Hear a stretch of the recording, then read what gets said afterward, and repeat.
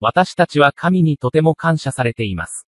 あなたは私の目には貴重で高貴であり、私はあなたを愛しているからです。イザヤ書43章4節。シャローム、主イエス・キリストの愛する友よ。今日の読書に注目して、とても感動しました。朗読するのは神ご自身の御言葉です。私は何億も払って価値のない商品を買うだろうかと考えました。もちろん違いますよね。私たちは、価値があり価値が高いと判断したものにのみ、喜んで高い価格を支払います。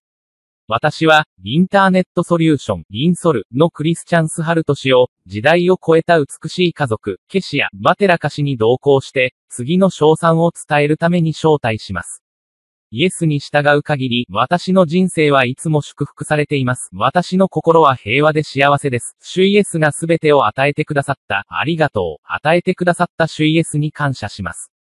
天の御父が天にある栄光の御座を離れ、下って下僕の姿をとり、人間を罪から救い出すために十字架で死なれたとき。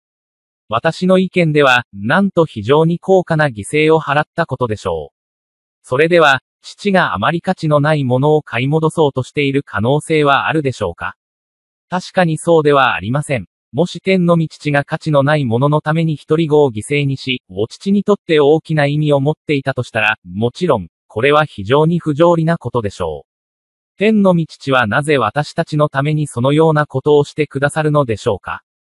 今日の朗読には、イザヤ書43章1節。3節、4節に、私たちがどれほど貴重であるかについての表現がいくつか含まれています。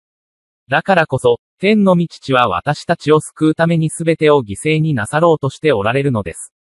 彼は行方不明の人間を探すために暗い場所を追いかけ、探し、覗き込みます。この理解が私たちに自分自身に対する間違った見方を与えてはいけません。この時期、私たちは取るに足らない存在であり、無価値であると感じるかもしれません。もしかしたら、私たちには暗い背景や過去があるのかもしれません。これが私たちに伝わり、私たちを破壊しないでください。他の人や自分自身が自分について言うことを簡単に信じないで、神が自分自身について言うことを信じてください。あなたは私の目には貴重です。イザヤ書43章4節。アーメン。今日のインスピレーション。神は本当に意味のあるもののために大きな代償を払って犠牲になった。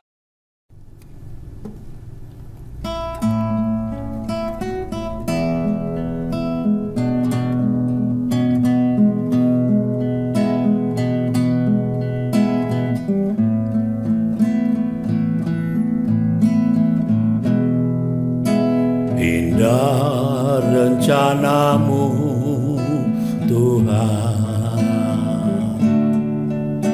di dalam hidupku,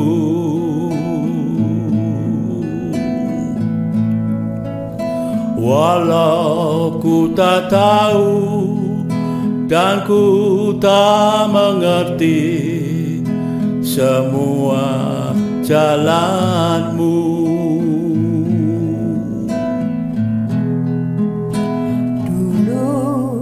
Tak tahu Tuhan, berat ku rasakan, hati menderita dan ku tak berdaya menghadapi semua.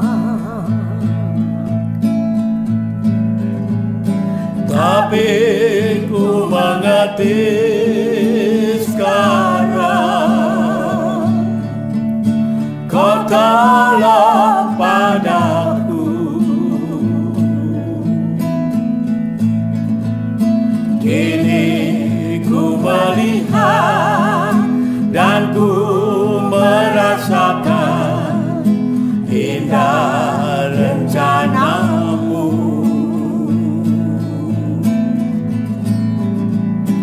Tapi ku mengerti sekarang, Kau tolong padaku.